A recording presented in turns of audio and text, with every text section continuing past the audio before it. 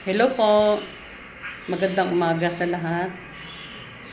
Pagpalain po tayo ng ating Panginoon sa araw-araw na ating mga gawain.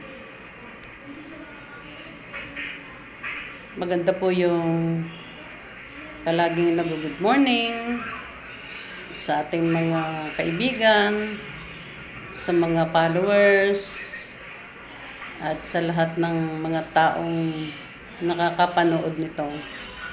Marami pong salamat. Sana po ay palagi inyong gabayan ng inyong pamilya, ang inyong mga anak, para po sa kabutihan.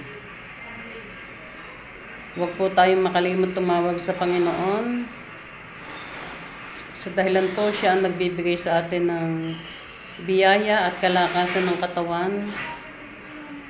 Huwag po nating kalimutan magpasalamat sa Kanya. At ngayon po ay araw ng Martes, August 12, 2025. Muli po, gabayan sana tayo ng ating Panginoon sa araw-araw nating gawain. Marami pong salamat. Bye-bye po.